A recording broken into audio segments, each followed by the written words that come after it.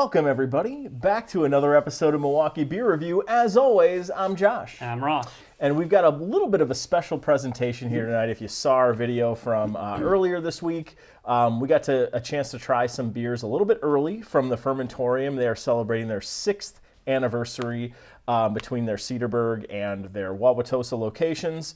And we got to try some of these beers already. So, full transparency, Ross and I have tried all 3 of these already, but we've not tried them at home in the privacy and comfort of the bar. Yeah. So we're going to do that for you right here on the channel. So as far as we're aware, all 3 of these are still available at both tap rooms today. So check them out. If you get a chance to try these, I highly recommend it before you even see these reviews. However, maybe these reviews will convince you to stop on in and make a purchase. Yeah, absolutely. I would strongly suggest if they're still there, definitely check them out. As you said, we've kind of had them before, but we'll give them more genuine reactions and we'll dive in as we go along. So 100%. So we've got 3 unique beers here on tap. We've got a sour, we've got an Imperial Stout, and we've got a Doppelbock. So an interesting combination. The intent of these beers was this was supposed to be the year 4 anniversary, year 5, and year 6 anniversary beers they were releasing. However, COVID screwed all of that up. And they're releasing all 4 of them now. I believe they did release Blue Flowers, the sour, year 4, right before the pandemic hit, but I'm not sure it quite got the fanfare they expected based on the fact that no one could go anywhere. So let's get a little nose here on the Blue Flowers. Now, Blue Flowers, we should talk about that.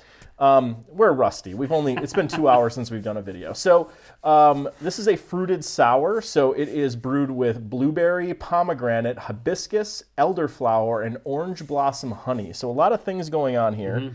I am not a sour fan. I think I've stated that many times on the show. But you are. I like sours. I don't like blueberry, though. That's blueberry true. Just keeps chasing me on this We have established that every beer we have is blueberry. So let's get a little nose on this blueberry sour and see what we think.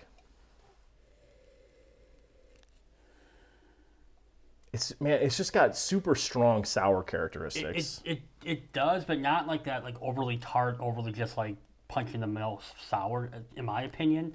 I think with all the fruit being blended in, it's almost like got that like fruit punch with that like sweetness of the honey kind of like, and the hibiscus kind of cancels out like the overly tartness of it. Yeah, that's a good point. Being a fruited sour, this is not overly tart on the nose, but you definitely get that sour tart character on the nose. But to your point, the different fruits involved in this fruited sour are well blended in there as well. It's not just sour that you get on the nose here. Yeah. No, it's blended well together. We're like, as I've stated, like I'm not a blueberry fan, so I normally smell a blueberry. I get kind of reluctant. I don't get a heavy blueberry scent on this. You get more pomegranate on this, I think, than blueberry for sure. The blueberry is buried on the nose. So let's try it out. Right, cheers. Cheers.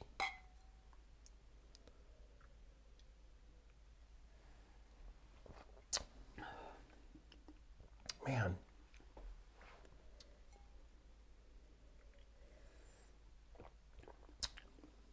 So it's definitely, it says it's a fruited sour. And a lot of times you get like a fruited sour. I think sometimes it can come off too sweet. It's just a fruited beer.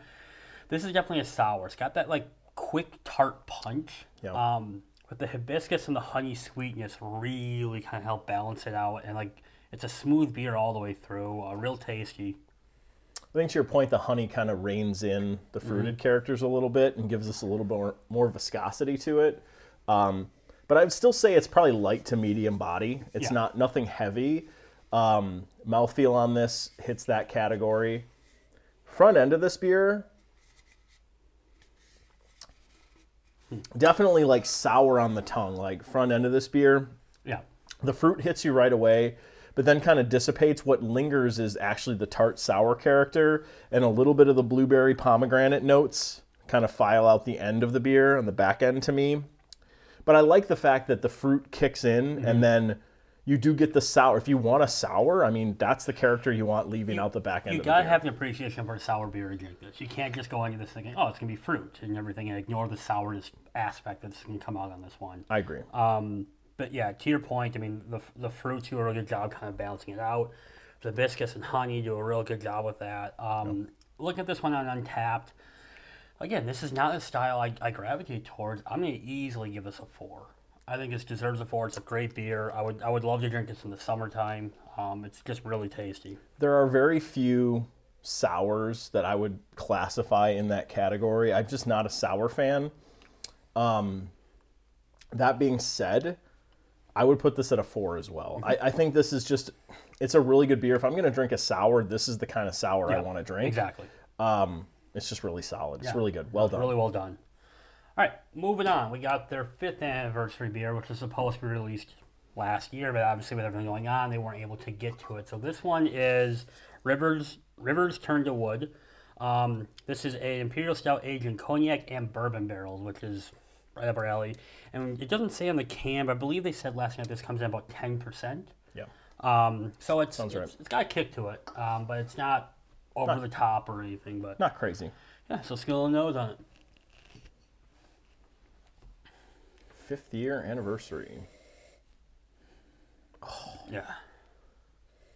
The nose on this is divine. It's got those like fudgy vanilla barrel aspects of the bourbon coming, like just punch in the mouth in a really good way. Yeah, there's like I don't drink cognac, so like to pick out the cognac scent on here, I'm struggling to do that if I'm being entirely serious on the nose. Yeah. But bourbon and vanilla with maybe a little bit of fudge character behind it. Mm-hmm. I mean, this is a dead-on barrel-aged Imperial Stout nose. Like, really good nose on this. Strong.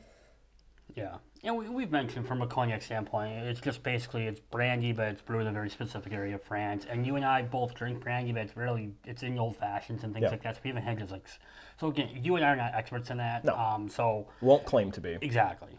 Won't claim to be experts in anything. Yeah, we do. We're totally experts. What do you mean? Oh, okay. Forget it says that. Don't read that. No, I mean it's a traditional barrel-aged stout, and it just smells so perfectly well done. So. Yeah, you're not getting a lot of like barrel characters on the nose with this, but just a really solid, really solid bourbon and vanilla nose on this. Let's give it a shot. Cheers. Cheers.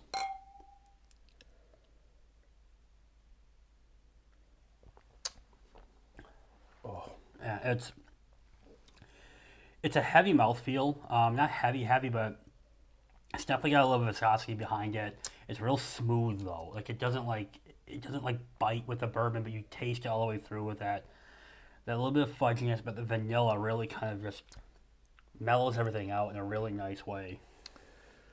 To your point, medium to heavy body on this. It's not nearing that pastry stout category at all. We just tried Operation Nighthawk. You probably saw our video. I hope you saw our video where we reviewed their Operation Nighthawk releases. Heavier body on this than what you got out of the Operation Nighthawk. Those were a little thinner. I really like the body on this, though. This is kind of like my perfect, like that medium to heavy body on an Imperial Stout is kind of where I want it to be. To your point, the front end of this beer, I feel like you're getting a really healthy combination of the cognac and the bourbon kind of combined. Then the vanilla fudgy characters hit mid-palate. And that's what kind of sticks around is kind of that vanilla fudgy character out the back with a little bit of bourbon cognac.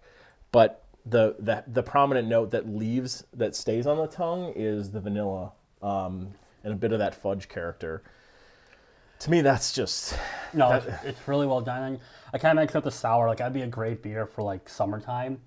It's about 10 degrees outside today. This is the perfect beer for a day like today. Yeah. It's just that winter warmer, like it coats your insides and everything. And it's just really well done. Yeah, not a mid-July beer. This is definitely a midwinter beer. Yeah. But really, really good. This is probably the best barrel-aged stout that I've had from Fermentorium. I personally think. I don't think I've had one that's been better. I would agree. I would actually agree on that. Some of the Bootlegger's Mark stuff has been pretty solid. That wasn't a stout. It wasn't a stout. I'm just saying barrel-aged beer. Got it, the Bootlegger's Mark stuff was really good. Yeah. I like Operation Nighthawk, but I think this tops that for sure. So where are you sticking this one on Untappd? I'm putting this at a 4 1/4. Okay. In my recent past, I might have put this up as far as a 4.5 because I do really, really enjoy this. But I'm comparing it to a lot of stouts we've reviewed on this channel at this point.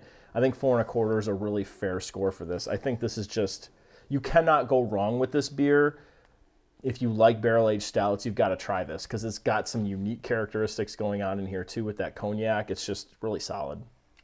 I have nothing additional to add. He's absolutely spot on. 4.25. It's a high 4.25. If you kind of get what I'm saying, like it's not enough to be a 4.5, but it's a really solid 4.25. Really well done. I really like this wine. I might need to go back and get more of these. Yeah, they're really good. Yeah. It's really solid. All right, so this year's anniversary beer, so celebrating their 6th year in existence in the Fermentorium, we have got a very interesting beer on our hands here. So this is called the Leaves of Iron. If you've met our buddy Frank Irons, this has nothing to do with him. So I just want to make sure you're aware, in case you were questioning. And if you're watching, Frank, not you. So this is a barrel-aged maple pecan Doppelbock. A lot going on in here. Doppelbocks are your thing. Yes. I'm a fan of Doppelbocks as well. I think they're probably top 3 maybe beer styles for you. Box in general. I don't know if it's like my box Doppel, whatever. I really, really, really like box. I was excited to see they're doing a box for their 6th anniversary. So they claim that iron is symbolic of strength. Irons is not, though. So maybe I should stop. All right, so it's brewed with pure maple syrup. It is also brewed with pecans, and it is a Doppelbock. Very interesting stuff here. Barrel aged with bourbon barrels. So let's get a little nose on this Doppelbock. I don't know if I've had a barrel aged Doppelbock before, other than this one. This might be the first. Oh. Just very sweet. Yeah, you get Doppelbocks in general are going to be sweet, heavy malt characters. Yep. That's what they tend to do, and you get a little bit of sweetness from them. They're spring beers. Sure. So we're a little early for it, but it's right around the right time for them. Then you start throwing pecan and maple into it, and that sweetness really starts to come out. Yeah. The maple syrup, it's not like, we use this as kind of our staple, but it's not like Eco Park's Booze for Breakfast level of maple syrup. It's baked in there, but it's prominent. It's for sure there, the maple It's definitely there, characteristics. and you get a little bit of that nuttiness with the pecans as well. Yep. It's all there, so. Yeah, a little bourbon behind that, but I would say bourbon is probably the 3rd note. I would say it's maple, pecan nuttiness, and then bourbon kind of trails in there. I would absolutely agree. So, give it a shot. Cheers. Cheers.